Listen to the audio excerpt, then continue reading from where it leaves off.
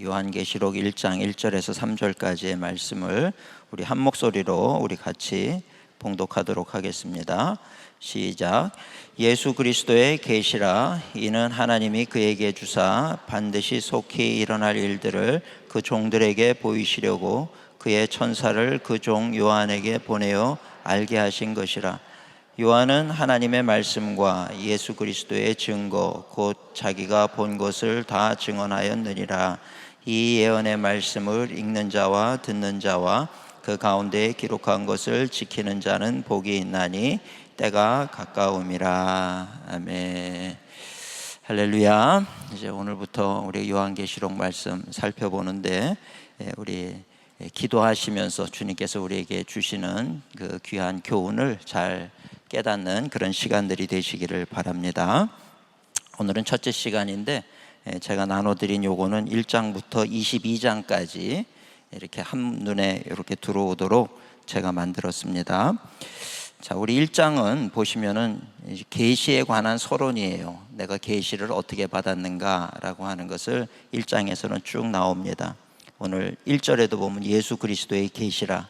이는 하나님이 그에게 주사 반드시 속히 일어날 일들을, 속히라고 되어 있죠. 속히 일어날 일들을 그 종들에게 보이시려고 그의 천사를 그 종 요한에게 보내어 알게 하신 것이라. 하나님께서 이 요한에게 앞으로 일어날 일에 대해서 다 보여주시는 그런 내용입니다. 이때가 언제냐 하면 요한이 반모섬에 유배가 되었을 때예요. 그러니까 AD 95년, 96년 이때쯤 됐을 때입니다. 요한이 이제 나이가 많아서 이제 노인이 된 상황에서 도미티안 황제의 핍박에 의해서 반모섬으로 유배를 가게 돼요. 그 지중해에 있는 섬인데 그 반모섬에 유배가 돼서 채석장에서 일을 하는데 동굴에서 환상을 보면서 이 하나님께서 보여주시는 이 계시의 말씀들을 다 기록을 한 겁니다. 그래서 계시를 어떻게 받았는지 이런 거에 대한 게 1장에 나오고, 그리고 2장과 3장은 우리가 잘 아는 대로 7교회에 주시는 계시의 말씀입니다. 어떻게 보면은 이 2장 3절의 2장과 3장은 그 소아시아 7교회죠. 에베소 교회, 서머나 교회, 버가모 교회, 두아디라 교회, 사대 교회, 빌라델비아 교회, 라오디게아 교회, 이 7교회. 지금도 이 터키에 가면은 이 7교회에 그 자리가 있어요. 그리고 큰 성전들이 있는데 그거는 이 요한계시록이 쓰여질 때 있던 성전은 아니에요. 왜냐하면 요한계시록이 쓰여질 때는 기독교가 엄청나게 박해를 받던 시절이잖아요. 그죠? 거기 교회를 지어놓고 거기서 예배를 드리고 이럴 수가 없는 거예요. 나중에 기독교가 국교로 공인된 다음에 그 다음에 이제 교회들이 비잔틴 시대라든지 이런 때 국교로 공인된 다음에 이제 안전하게 모이게 될 때 교회 건물들을 지어놓은 거죠. 그 흔적을 보는 거지, 사실은 이 요한 계시록에 이 사도 요한이 계시로 보고 썼던 그 당시의 교회 터를 보는 것은 아니에요. 그런데 우리가 거기를 방문하는 것이 어떤 의미가 있냐면 그 지역은 그때도 존재를 했었거든요. 그 지역의 가정교회처럼 모여있던 그런 이제 교회들.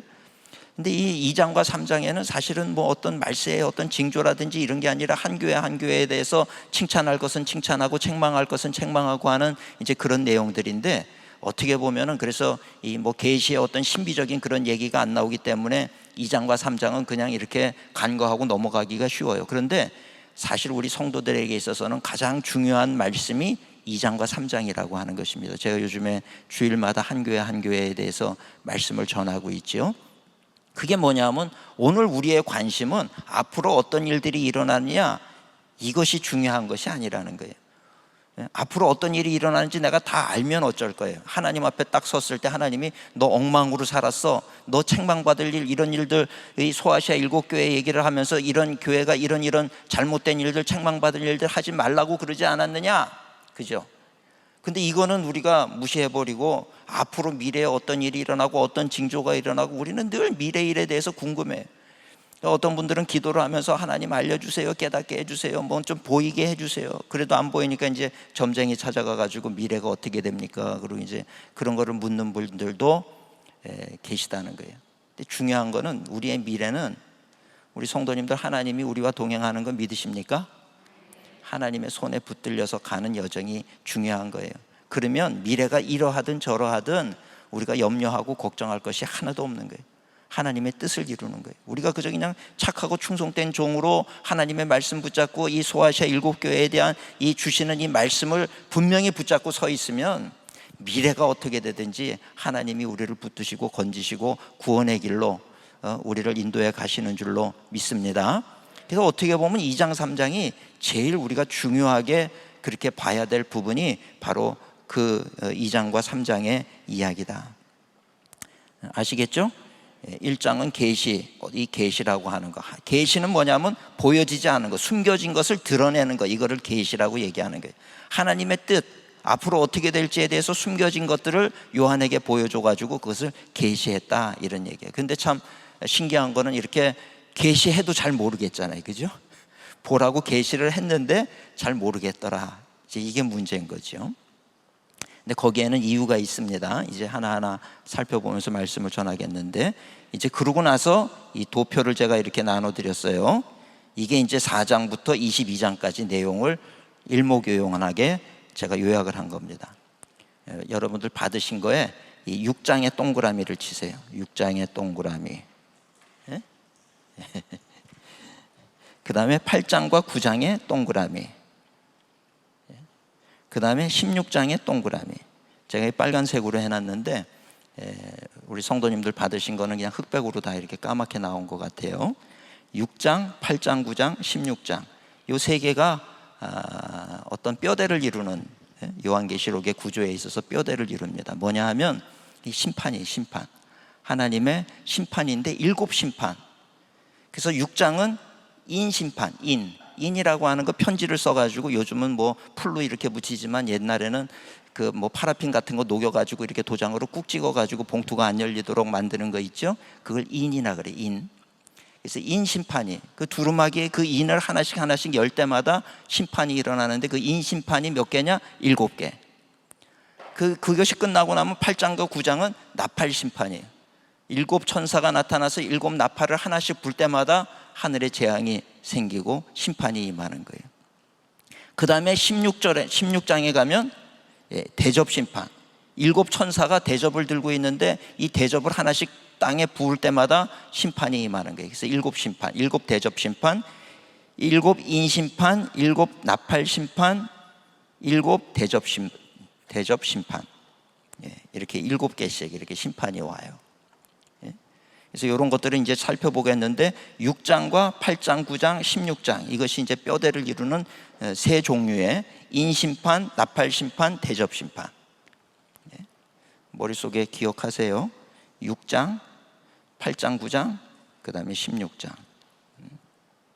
그리고 나머지는 이제 삽입구절들이에요. 삽입구절들. 삽입구절인데, 이제 2장, 3장에 7교회 얘기가 나온 다음에 4장과 5장에 뭐가 나오냐면, 이제 사도 요한이 이제 하나님께서 이리로 올라오라 그러니까 이 천국에 뭐 입신 그런 거 있죠. 입신 같은 거 뭐 그렇게도 볼 수가 있고, 오라 하니까 사도 요한이 올라가서 천국이 어떤지를 보는 거예요. 4장과 5장은 환상 중에 이 천국을 보고 와서 그것을 그대로 묘사를 하는 게 이 4장 5장의 이야기입니다. 4장 5장에 그 천국을 이렇게 보는데, 두루마리를 어린 양이 가지고 있는데 아무도 열 자가 없는 거예요. 근데 그 두루마리 속에 뭐가 기록이 됐는지 이 사도 요한이 너무 궁금한 거예요. 근데 그 두루마기에 인으로 봉해져 있는 것을 열 자가 없는데 누가 여느냐? 어린 양이 그것을 하나씩 여는 거예요. 어린 양이 그 인을 열게 될 때 어린 양이 인을 떼는 게 이제 6장에 나오는 거예요. 근데 6장에 7 인을 떼어야 되는데 6개까지밖에 인을 안 떼어요. 그리고 7장에는 구원받은 14만 4천 얘기가 7장에 나오고요. 그 다음에 8장 들어가면서 7째 인을 띠면서 바로 7 나팔 심판이 또 이루어지는 거예요. 그 7 나팔을 천사가 하나씩 불 때마다 재앙이 임하는 거죠. 그리고 이제 10장에서 15장까지는 이제 또 삽입구예요. 이 삽입구에 보면 우리가 중요하게 생각해야 되는 게 뭐 두 증인 얘기가 있고, 하늘 전쟁, 666 이런 거, 666 이런 얘기들이 이제 10장에서 15장 사이에 또 나와요. 삽입구로 나오는 거죠.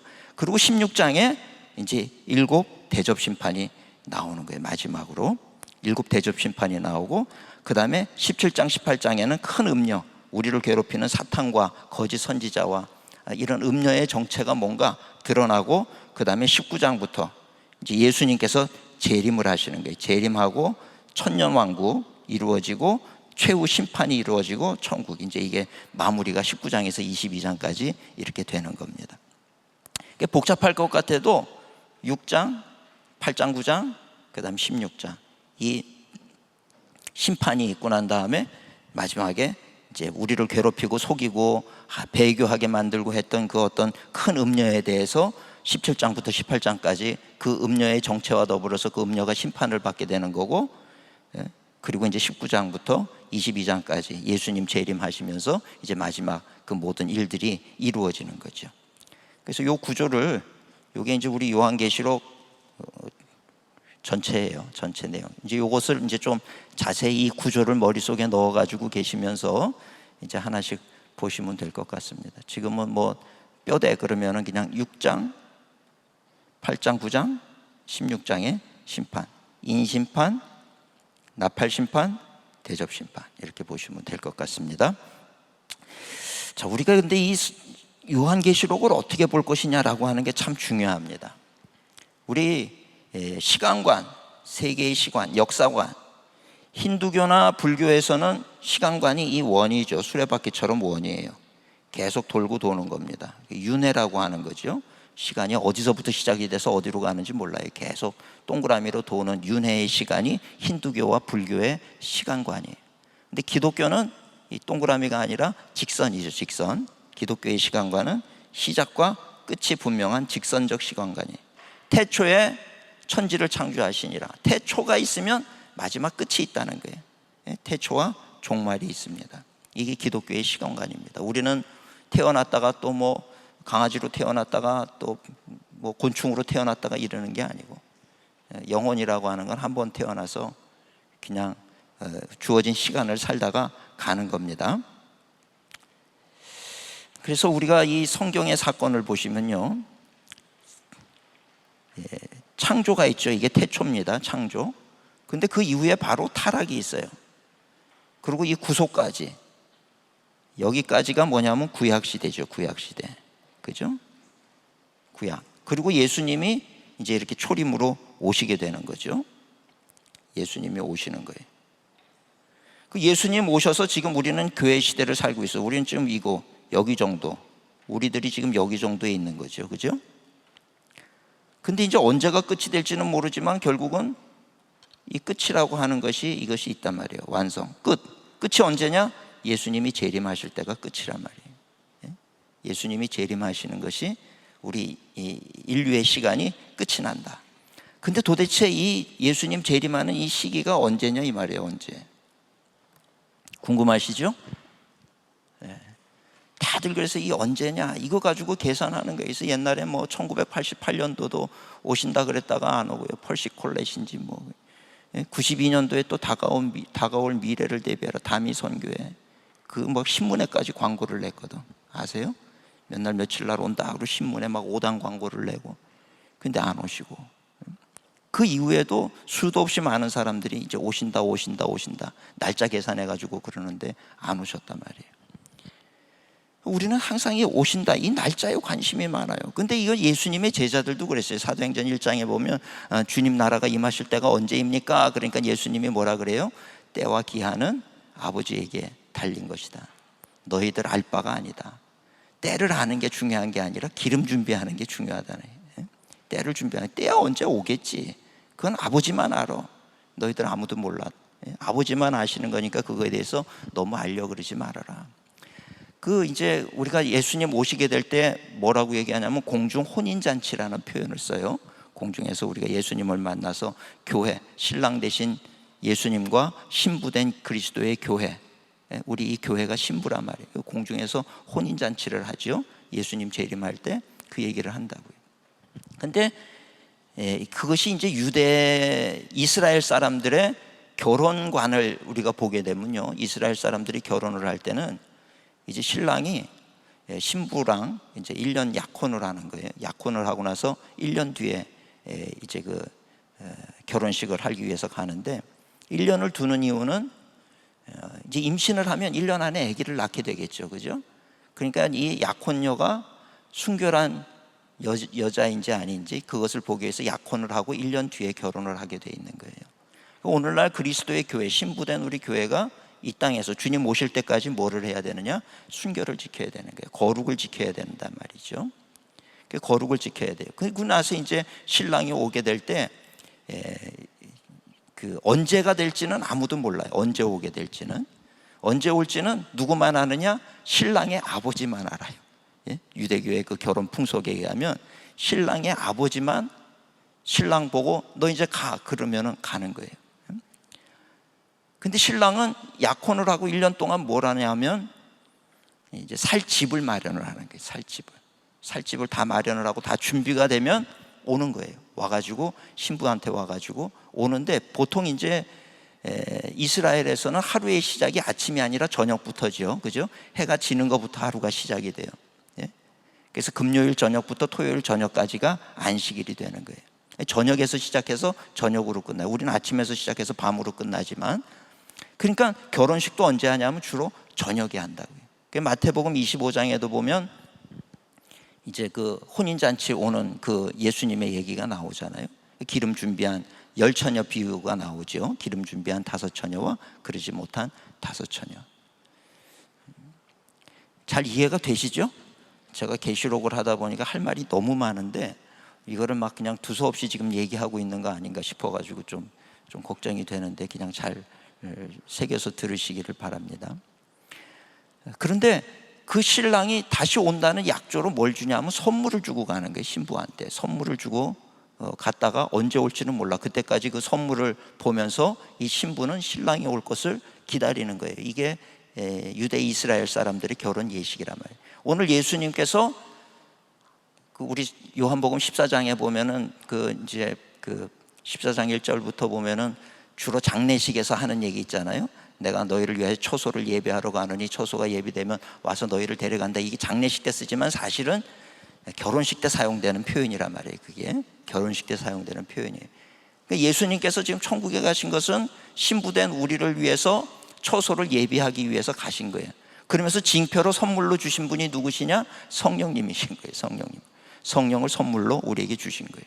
우리는 성령과 동행하면서 거룩을 지키면서 신랑 대신 우리 예수님이 오실 날을 기다리는 것이 우리 그리스도인들의 삶의 모습이 되어야 된다는 거예요. 근데 언제 오느냐, 언제 올지는 아무도 모르는 거예요. 누구만 알아요? 아버지만 아시느니라. 그죠? 그 얘기가 뭐냐면 그 유대의 그 혼인잔치의 그 관례에 따라서 그렇게 말씀을 하시는 거예요. 그래서 때와 기한은 아버지께 속한 것이다. 너희는 성령 받고 온 유대와 사마리아와 땅끝까지 일러 내 증인이 돼야 된다. 우리 할 일이 있는데 할 일을 해야지 때를 자꾸 물어서는 안 된다는 거예요. 근데 많은 경우에 제자들도, 예수님의 제자들도 그랬고 많은 성도들도 그렇고 지금도 이 때에 대해서 관심이 많단 말이에요.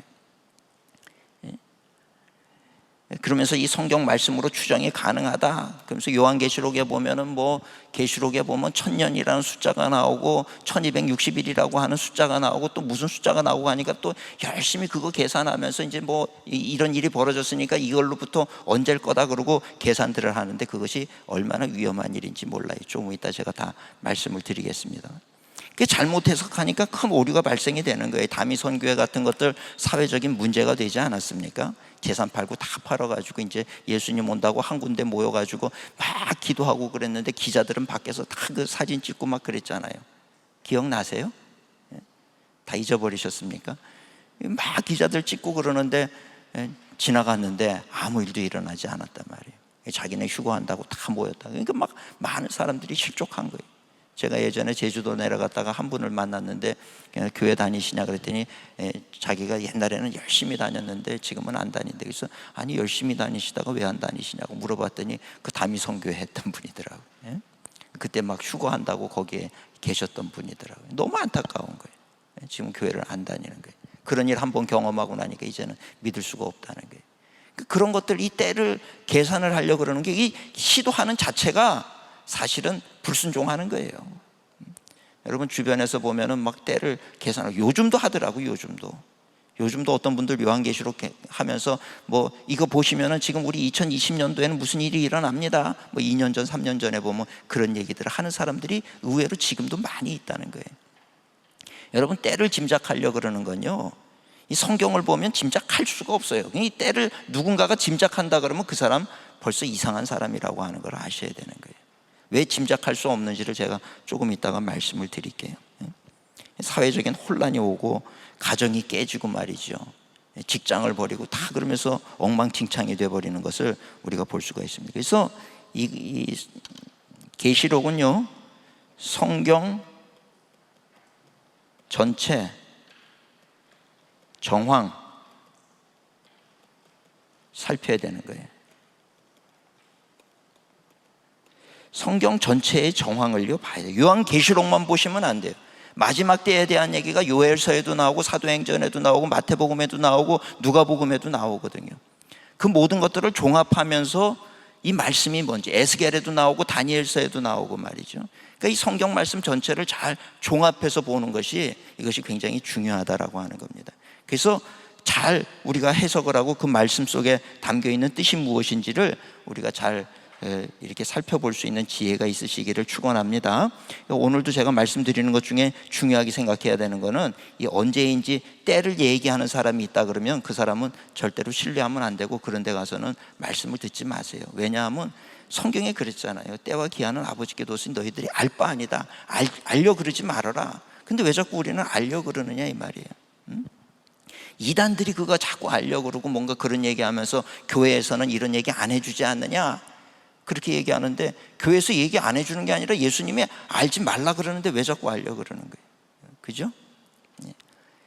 그러니까 우리가 분별을 할 줄 아셔야 돼요. 때와 기한이 언제쯤이다 얘기하면, 아, 저 사람 잘못된 사람이다, 불순종하는 사람이다, 불신앙하는 사람이다, 이렇게 보셔야 되는 거예요.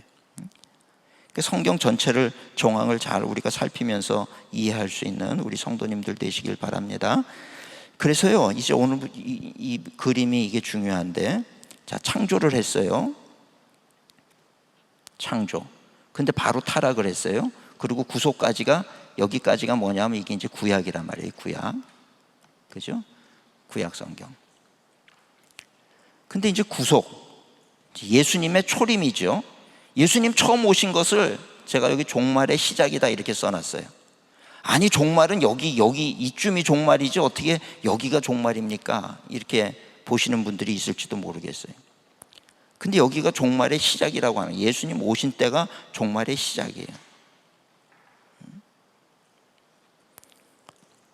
자, 이제 성경 말씀을 보셔야 되는데, 요엘서, 중요한 말씀이니까 2장 28절에서 32절, 그 다음에 사도행전 2장 17절에서 21절,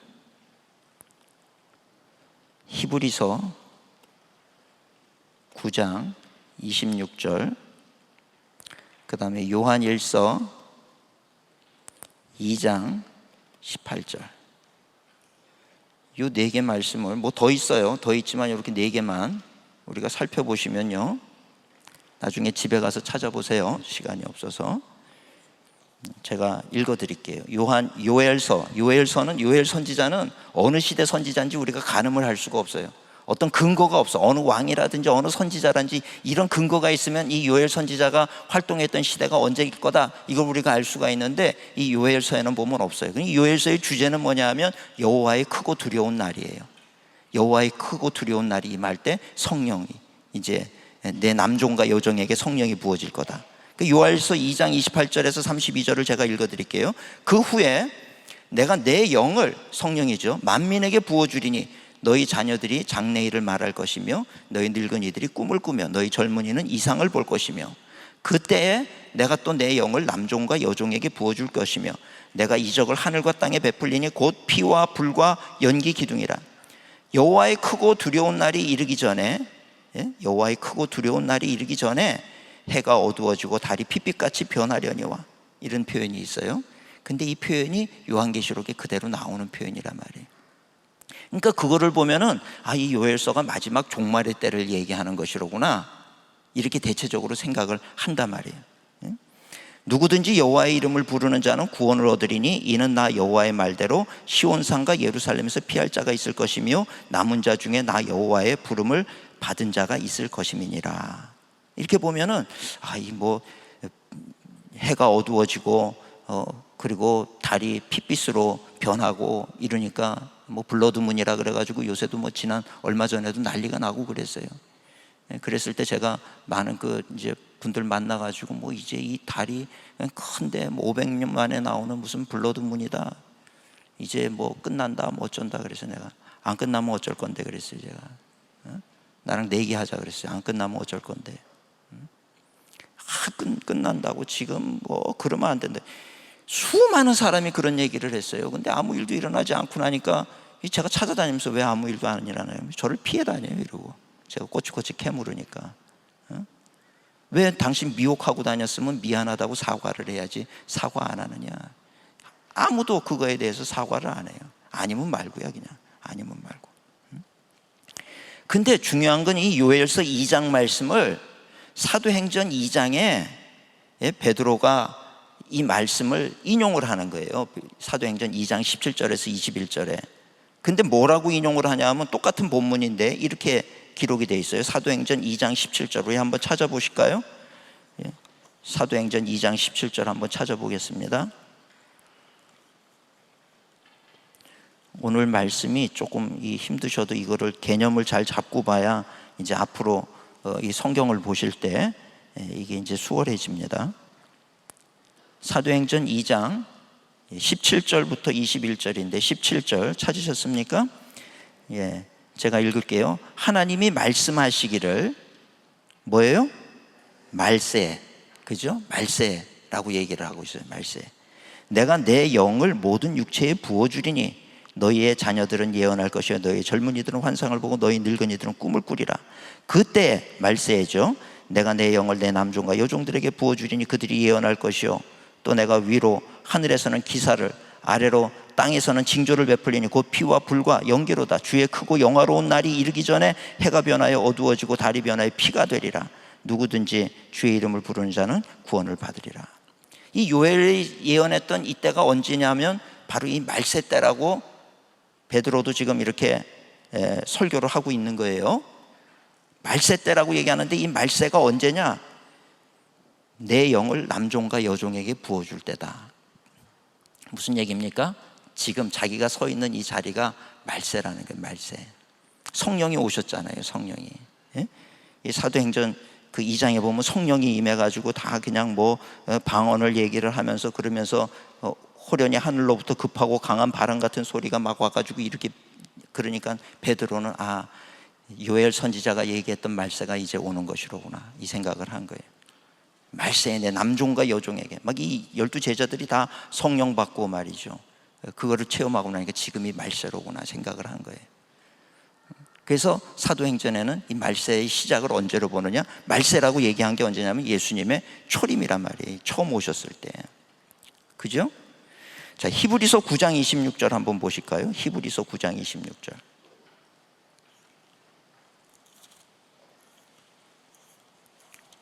히브리서 9장 26절. 신약성경 363페이지. 히브리서 9장 26절. 신약성경 363페이지에 보면 이렇게 기록이 되어 있어요.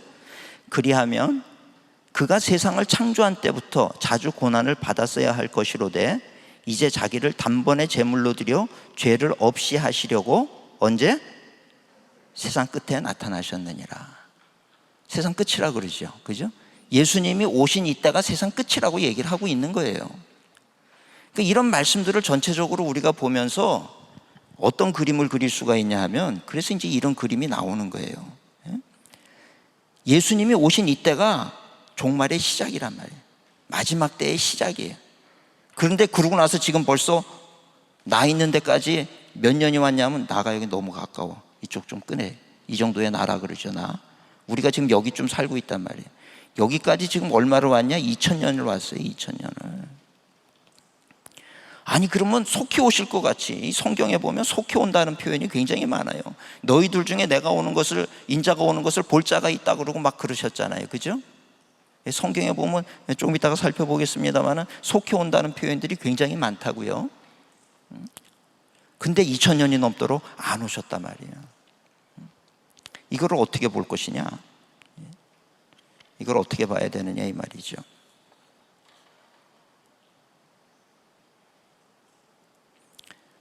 그거에 대한 답이 베드로후서 3장 9절.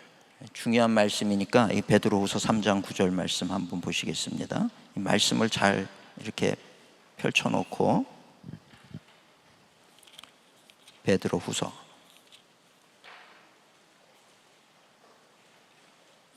3장 9절 신약성경 387페이지 387페이지 신약성경 베드로후서 3장 9절 우리 다 같이 한 목소리로 읽겠습니다. 시작. 주의 약속은 어떤 이들이 더디다고 생각하는 것 같이 더딘 것이 아니라 오직 주께서는 너희를 대하여 오래 참으사 아무도 멸망하지 아니하고 다 회개하기에 이르기를 원하시느니라. 어떻게 보면 지금도 하나님께서 이제 가자 그러시지 않고 자꾸 연기하는 이유가 뭐냐면 한 영혼이라도 더 구원하시기 위함이라는 거예요. 그러다 보니까 벌써 2000년이 흐른 거예요. 우리는 참 오랜 세월이 흘렀다라고 생각을 하겠지만 하나님 앞에는 이 2000년이라는 세월이 잠깐인 거죠. 그죠? 어떻게 생각해요? 영원이라는 시간에 비하면 이 1000년, 2000년은 시편에도 있는 말씀처럼 1000년이 하루 같다. 하루가 1000년 같다. 그런 거거든요. 하나님이 보실 때는 이게 순식간에 지나가는 거예요. 자, 그래서 여기 우리 성도님들이 이거를 동의를 해 주셔야 돼요. 자, 예수님의 초림이 종말의 시작이다. 맞습니까? 틀립니까? 맞죠? 네, 종말의 시작은요, 우리가 언제로 보냐면 요즘에 난리도 나고 전쟁이 있고 기근이 있고 지진이 있고 그러니까 지금이냐? 아니, 이때 예수님 오실 때부터라는 거예요. 그 성경은요, 예수님이 내가 속히 온다. 나를 찌른 자도 나를 찌는 자도 내가 오는 것을 다시 올 것을 볼 것이다. 예수님도 당신이 언제 올지 모르셨던 것 같아요. 아버지만 아시느니라 그랬기 때문에. 그런 말씀들이 이제 성경에 보면 굉장히 많이 있단 말이에요. 그런데 잘 보세요. 자, 여기에 누가 서 있냐 하면 여기에 요한이 서 있어. 요한. 사도 요한이. 이게 언제냐? 100년이라고 그냥 쉽게 얘기를 해요. 100년 때. AD 100년에 요한이 있었어요. 근데 이때가 핍박이 엄청날 때예요. 여러분 요한계시록 보면은 마지막에 7년 대환란 얘기를 하고 그때는 정말 엄청나게 고난이 올 거라 그러고 무섭다 그러고 이전에도 없었고 후에도 없을 만한 그런 고난이 올 거라 그러고 막 이런 표현들이 있단 말이에요. 그죠? 그러니까 우리가 나중에 7년 대환란을 어떻게 이겨나갈 것이냐 막 그렇게 얘기를 한다고. 그런데 요 AD 70년에 좀 복잡해서 죄송합니다. 이 70년에 예루살렘 성전이 로마에 의해서 멸망이 돼요. 돌 위에 돌이 하나도 남지 않도록 다 완전히 멸망을 당하는데 그때 이 예루살렘 성전을 공격했던 사람이 누구냐면 티투스라고 하는 장군이에요. 티투스라는 장군이 예루살렘 성전을 멸망시키는데 이게 이제 요세푸스라고 하는 고대 역사학자들이 쓴 기록에 의하면요, 피가 강물같이 흘렀다는 거예요. 피가 강물같이 흘렀고 산으로 들러 집에도 있지 말고 도망가라. 요엘서에 있는 말씀이 바로 이 AD 70년대 이 사건하고 똑같은 거예요. 그리고요, 여기에 이쯤에서 1789년 무슨 해인지 아십니까? 1789년이 프랑스 대혁명이 일어나던 때예요. 프랑스 대혁명 때 수도 없이 많은 사람들이 죽었어요. 피를 강물같이 흘리면서 죽었어요. 잘 생각해 보세요. 이 요한의 때, 이 1세기 때 이때 살았던 사람들은 이런 고난과 핍박을 당하면서 이때가 말세라고 생각했겠습니까? 안 했겠습니까? 네? 이분들은요, 이 100년대, 이 70년대 이 시대를 살면서 마지막 때다. 정말 주님 오신다 그랬으니까 우리가 주님만 바라보자.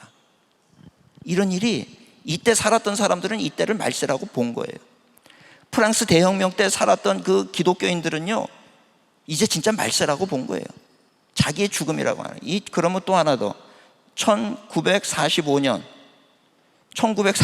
일본에 살던 사람들, 일본 히로시마에 살던 기독교인들, 원자폭탄이 터져지면서 말이죠, 완전히 몸이 다 녹아 없어지고 얼마나 처참한 그런 고난을 여러분, 그런 고난이 후에 또 있을 것 같습니까?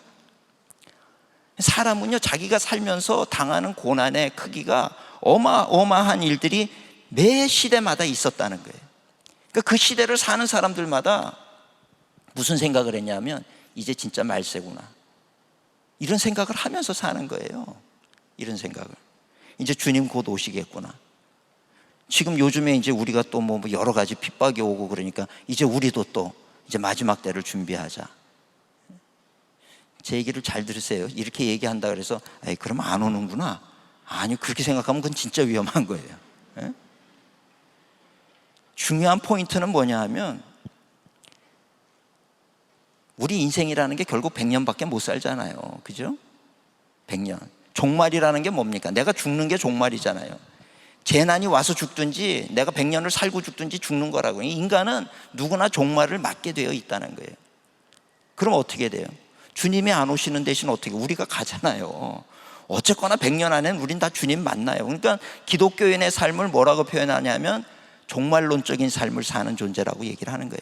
우린 오늘이 마지막이다, 오늘이 종말이다라고 생각을 하고 하루 최선을 다하고 사는 게 기독교인들의 삶의 모습이 되어야 되는 거예요. 아니, 예수님이 100년 뒤, 200년 뒤에 온다고 우리가 뭐 세상적으로 막 살 수 있겠습니까? 예수님이 나를 내일 오라 그러시면 난 내일 가야 돼. 나는 내일이 주님 만나는 날이에요. 주님이 오셔서 만나든 내가 가서 만나든 주님 만나는 날이 종말이란 말이에요.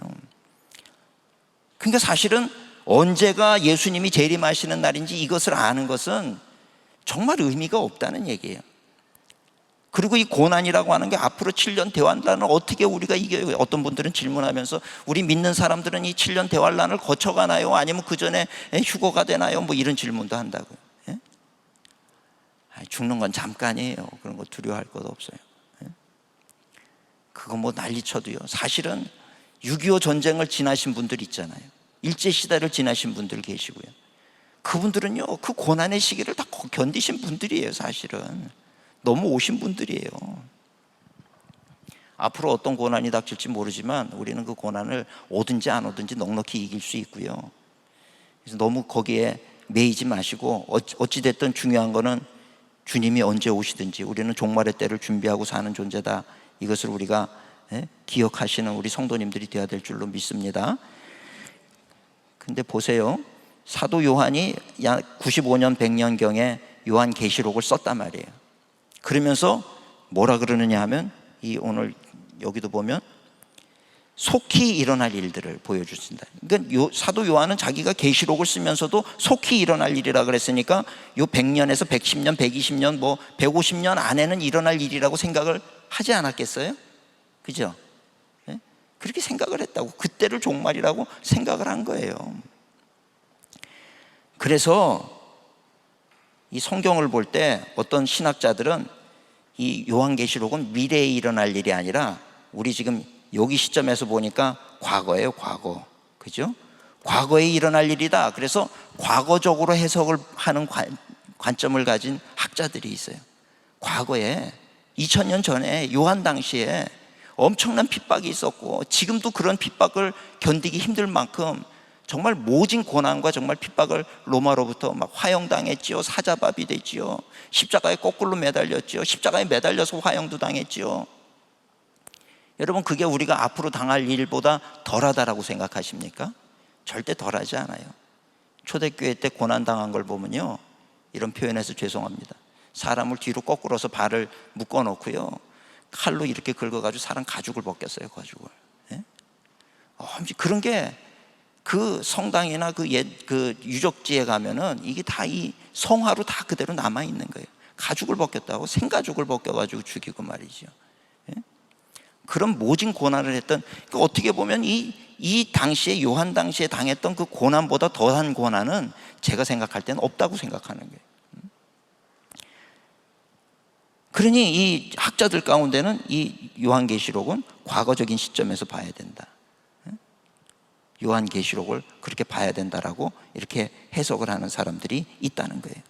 그 요한일서 2장 18절에도 보면, 요한일서 2장 18절 제가 읽을게요. 아이들아, 지금은 마지막 때라. 적그리스도가 오리라는 말을 너희가 들은 것과 같이 지금도 많은 적그리스도가 일어나니 그러므로 우리가 마지막 때인 줄 아노라. 그러니까 사도 요한은요, 이 요한일서, 2서, 3서를 쓰면서도 또 요한계시록을 쓰면서도 자기가 마지막 때를 살고 있다, 속히 이 모든 일들이 일어난다라고 생각을 하고 이런 모든 것들을 기록을 했다라고 하는 것을 우리가 알아야 된다는 거예요. 그럼 목사님, 요한계시록은 그럼 과거에 일어날 일이고 앞으로는 안 일어날 일입니까? 성경에서 기록되어 있는 그런 처참한 어떤 고난과 대환란과 이런 것들은요 다 일어났어요, 사실은. 그런데 이 일이 과거에만 있는 게 아니라 인간 사회에 보면은 매 시대마다 그런 고난은 오잖아요, 그죠? 근데 성경에서 이루어지지 않은 것이 하나가 있으니 그게 뭐냐면 예수님의 재림은 아직 이루어지지 않았단 말이에요. 그러니까 우리는 이 종말을 볼 때 어떻게 봐야 되느냐? 종말을 볼 때요, 자, 여기에서부터 여기까지 봐야 되는 거예요. 종말의 때는 예수님이 오시는 걸 시작으로 해서 재림으로 완성이 된다, 이렇게 보셔야 되는 거예요. 우리는 어디냐? 뭐 여기가 될 수도 있고 여기가 될 수도 있고 여기가 될 수도 있고 언제가 될지는 몰라요. 그러나 그 주님 오시는 그날을 우리는 기대하면서 사는 자가 되어야 된다, 이렇게 볼 수가 있다는 거죠. 그래서 요한계시록을 보는 관점이 있습니다. 요한계시록을. 그래서 예수님의 초림에서부터 재림까지인데 이 세상 나라가 이렇게 권세를 가지고 있는데 세상 나라 권세는 이제 점점 줄어들고 이제 주님의 나라가 점점 커지면서 가까워지고 있는 거죠. 하나님의 나라가. 세상 나라는 줄어들고 하나님의 나라는 점점 커지고 이런 시대를 우리가 지나고 있다, 이렇게 볼 수가 있습니다. 그 요한계시록을 보는 관점인데 7년 대환란, 이걸 어떻게 볼 것이냐? 성경에 나오는 천년 왕국을 진짜 천년으로 볼 것이냐, 상징적으로 볼 것이냐, 예수님의 재림, 믿는 자들의 영원한 삶, 666, 그죠? 뭐 짐승, 이런 것들을 어떤 관점에서 보느냐에 따라서 요한계시록의 내용은 해석이 천차만별 달라질 수가 있다는 거예요. 그래서 지금도 요한계시록 강의를 보면요 수도 없이 많은 얘기들이 나와요. 어느 목사님들도 어느 신학자들도 똑같이 얘기를 하지 않아요. 자기가 옳다, 자기가 연구한 걸 가지고 얘기를 해요. 그거에 대한 이제 4가지 관점을 얘기를 하는데, 첫 번째가 과거적 관점, 두 번째가 역사적 관점, 세 번째가 상징적 관점, 네 번째가 미래적 관점, 이렇게 나눌 수가 있는 거예요. 그래서 과거적 관점부터 살펴보면 오늘 이 4가지 관점만 얘기를 할게요. 우리는 어떤 관점으로 볼 것인가, 그거에 대해서 이제 해석이 달라집니다. 로마 제국 시대에 요한계시록은 다 성취되었다고 보는 거예요. 그래서 1세기에 네로 황제가 적그리스도다.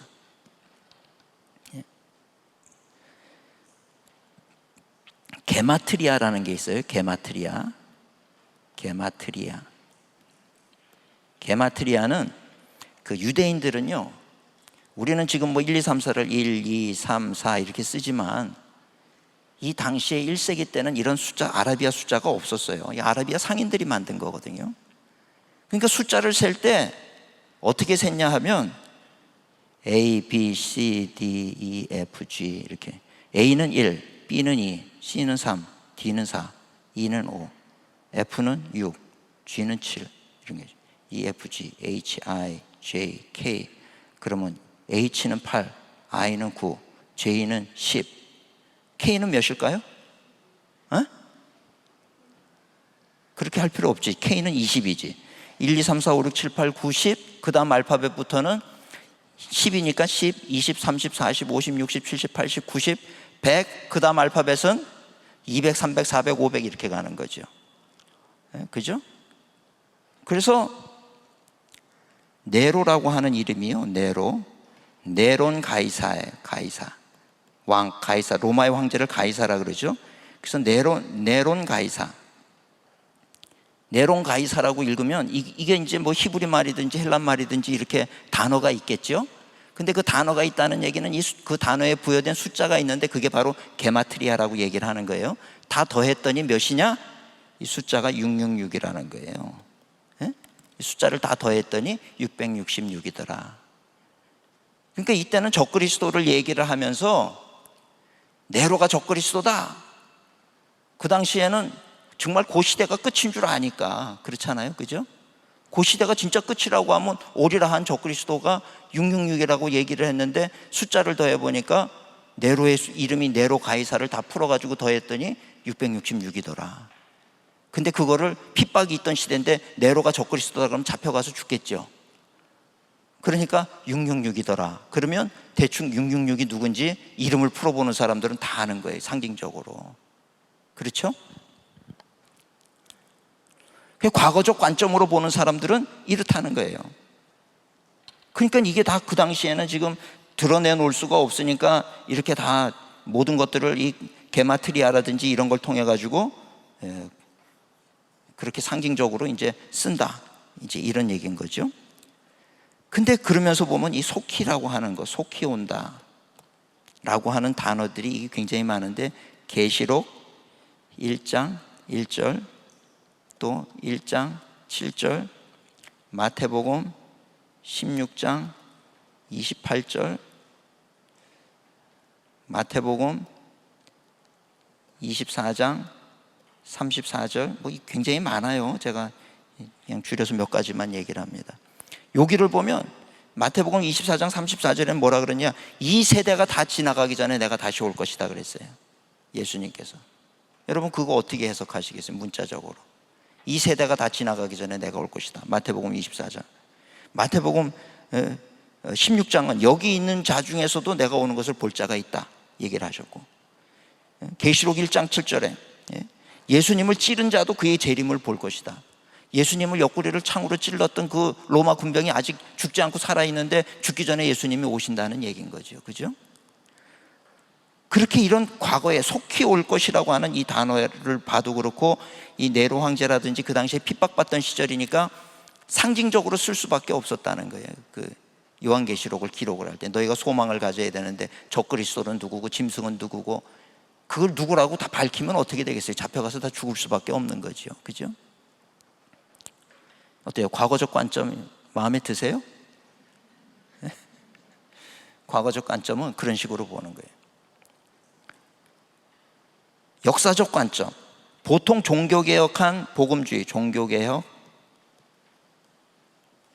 종교개혁이나 복음주의 교회에서는 이 역사적 관점을 채택을 합니다. 루터, 칼빈, 웨슬리 다. 그래서 이 역사적 관점이 뭐냐? 아까 얘기했던 예수님의 초림이 종말의 시작으로 보는 거예요. 천년왕국은 언제냐? 초림에서 재림 사이까지를 천년왕국으로 보는 거예요. 2000년이 넘었지만 초림에서 이 재림까지를 천년왕국이라고 보는 거예요. 천년이라고 하는 건 완전한 숫자에 대한 상징이라는 거예요, 역사적인 관점으로 볼 때는. 이 천년왕국을 어디서 우리가 맞느냐? 천국에서. 여기 다 이제 첫째 부활하는 사람들이 누구냐 하면 우리 믿다가 간 사람들, 이분들은 다 부활해서 천국에서 주님과 함께 있잖아요. 그거를 지금 우리는 천년왕국이다 이렇게 얘기를 하는 거예요. 근데 미래주의적으로 보거나 하는 분들은 아니다, 그게 아니고 예수님 재림할 때 천년왕국이 시작이 된다, 이렇게 이제 보는 관점들이 있는 거죠. 그래서 이 교회 시대, 여기를 교회 시대라고 얘기를 하는데, 이 교회 시대가 바로 이 지상에서는 교회 시대지만 이 천국에서는 뭐예요? 천년왕국 시대를 보내고 있다 이렇게 보는 거예요. 그리고 때가 되면 천년왕국 후에 예수님께서 그의 성도들과 함께 재림을 하신다 이렇게 보는 게 역사적인 관점이라는 것입니다. 역사적인 관점은 바로 그런 관점이에요. 상징적 관점, 상징적 관점은 실체가 아니라 표현이고 선과 악에 대한 상징. 성경이 이 요한계시록에 보면 상징이 너무 많잖아요, 그죠? 그럼 이 상징들을 상징으로 볼 거냐 실체로 볼 거냐? 두아디라 교회라든지 이런 어떤 이 7교회에 대해서 얘기를 하고 그럴 때 말이에요, 두아디라 교회를 보면 두아디라 교회의 사자에게 편지하라, 그 눈이 불꽃 같고. 그러면 여러분 그 불꽃 같다는 게 예수님의 눈이 불꽃이라는 얘기입니까? 불꽃 같다는 거 아니에요, 그죠? 상징적인. 요한계시록에는 이 상징적인 표현이 너무 많은 거예요.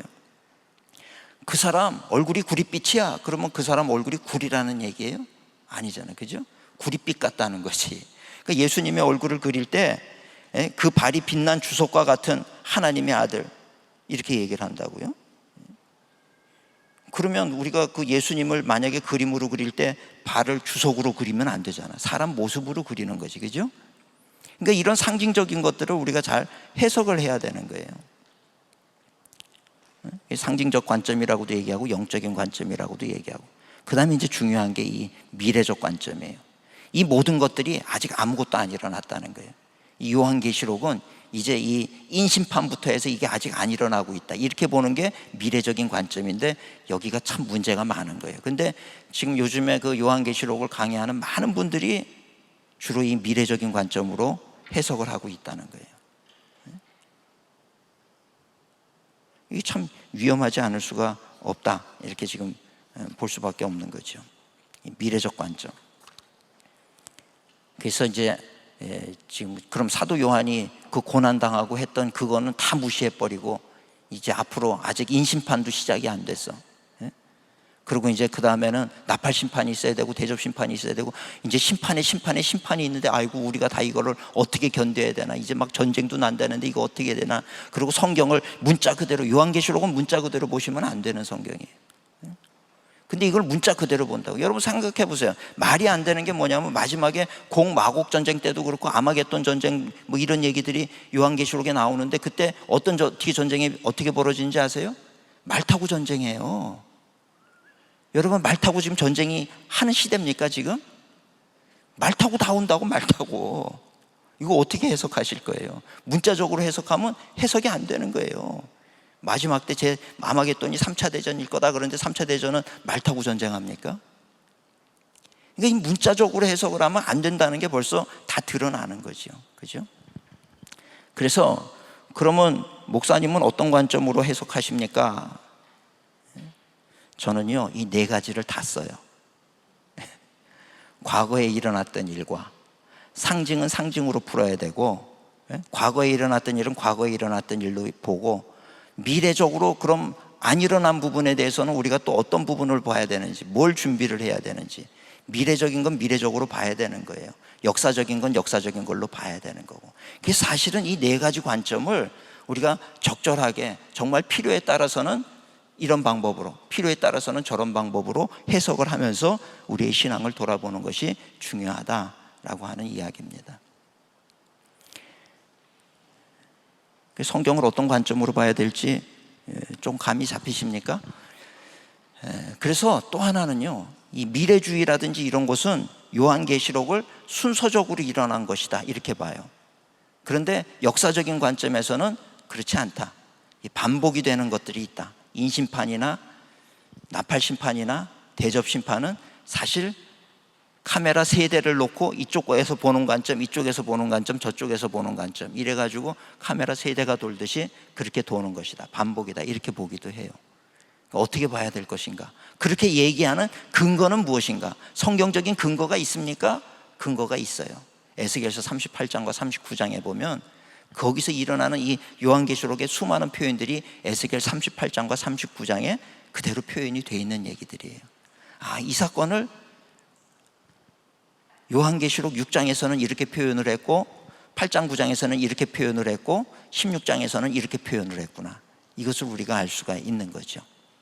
그래서 이런 부분들을 우리가 하나하나 다른 성경의 다른 구절들과 함께 비교를 해보면서 보겠는데, 이제 우리가 요한계시록을 공부를 하면서 사실 빼놓을 수 없는 것이 있는데, 그게 뭐냐면 마태복음 24장이에요. 24장. 마태복음 24장은 예수님께서, 누가복음 21장이기도 하고, 예수님께서 마지막 때에 이런 징조들이 일어날 것이다 라고 하는 것을 제자들에게 그대로 가르쳐 주신 내용이거든요. 다음 시간에는 마태복음 24장을 살펴볼 거예요. 그래서 예수님께서 마지막 때에 어떤 일이 일어난다고 말씀하셨는지 그것들을 좀 한번 다 정리를 해보고, 그리고 그 중에서 우리가 정말 이제 주님 재림하시는 가장 중요한 징조로 우리가 봐야 될 것이 무엇인가, 그거에 대해서 제가 말씀을 드리려고 합니다. 그래서 그 부분을 우리가 과업을 성취를 해야 되는데, 그래서 이 성경을 요한계시록 그러면 막 마지막 때 일어날 종말 이런 걸 생각하니까 두렵기도 하고 무섭기도 하고 겁나기도 하고 그래요. 무서워서 못하겠어요. 근데 사실은 그것이 아니고 요한계시록의 주제는요, 그럼에도 불구하고 하나님이 우리를 붙드셔서 승리하게 하신다. 힘들어도 버티고 이겨야 된다. 소망을 얘기를 하고 있는 거예요. 우리로 하여금 이길 수 있는 길을 가르쳐 주시는 얘기가 요한계시록의 내용입니다. 어떻게 보면 요한계시록에는 희망찬 내용들이 너무 많이 있는 거예요. 지금 고난을 당하고 있으면서도 우리가 낙심하지 말고 이 말씀을 붙잡고 또 이겨나가야 된다. 그래서 2000년 전부터 수많은 예수님의 제자들도 그렇고 이 말씀을 붙잡고 이겨나가고. 그래서 주님의 교회가 무너졌느냐 하면 무너진 것이 아니고 지금까지 승리하고 세상 속에서 빛을 발하고 소금의 역할을 감당하면서 이렇게 오게 되었다라고 하는 것을 오늘 우리가 기억해야 될 줄로 믿습니다. 그래서 요한계시록을 통해서 우리가 이 시대를 살아갈 때 어떤 모습으로 살아가야 될지, 또 주님을 기다릴 때 어떤 자세로 기다려야 될지, 이런 부분들을 우리가 앞으로 살펴보고 그러면서 결국 요한계시록이 우리에게 주는 교훈은 뭐냐 하면 잘 살아야 된다. 잘 살아야 된다. 미래가 어떻게 되든지 요한계시록이 앞으로 일어난다 그런 일은 이미 2000년 전에도 똑같이 동일하게 다 일어났어요. 그러니까 그런 일어났던 그 사건들을 보면서 앞으로도 그런 일들이 일어나게 될 텐데 우리가 어떤 자세로 신앙을 지키면서 나아가야 될 것인가, 이것을 알라는 거예요. 그게 요한계시록에서 우리에게 주는 교훈의 메시지다, 이렇게 볼 수가 있는 겁니다. 요한계시록을 통해서 우리가 더욱더 견고한 믿음을 가지고 이겨나가는 우리가 되어야 될 줄로 믿습니다. 그래서 요한계시록 오늘 1장 3절 말씀 우리 다 같이 읽고 마치겠습니다. 요한계시록 1장 3절 시작. 이 예언의 말씀을 읽는 자와 듣는 자와 그 가운데에 기록한 것을 지키는 자는 복이 있나니 때가 가까움이라. 아멘. 자, 이 말씀을 읽는 자, 우리 성도님들 읽지요? 지금 듣는 자, 지금 듣고 계시지요? 그 가운데 기록한 것을 지키는 자, 이것도 지키시기를 축원합니다. 말씀을 보면서 이걸 지켜나가는 게 중요해요. 그러면 우리가 어떻게 된다고요? 복이 있다는 게, 복이. 우리 다 복 있는 존재들인 줄로 믿습니다. 그래서 오늘 우리가 세상 바라보지 말고, 우리가 세상과 타협하지 말고, 지금 소아시아 7교회 얘기가 맨 그 얘기예요. 타협하지 마라. 이겨야 된다. 책망받는 거 이런 부분이다. 이런 부분에서 네가 넘어졌다. 회개하고 돌이켜라. 굳게 잡아라. 요한기 이 소아시아 7교회 얘기가 우리에게 주는 교훈의 메시지입니다. 교훈의 메시지를 주고 나서 그 다음에 하늘나라를 보여주는 거예요. 4장부터 하늘나라를 보여주면서 이런 일들이 있고 이런 일들이 있다. 근데 마지막에 최후 심판이 올 것이다. 그리고 영원한 천국에 이제 들어가는 존재가 될 것이다. 그러니 지금 아무리 힘들어도 2장 3장의 교회들아, 너희가 정신 차리고 이겨야 된다. 이 권면을 하는 게 요한계시록의 메시지다라고 하는 이야기입니다. 할렐루야. 우리 제가 한번 기도하겠습니다.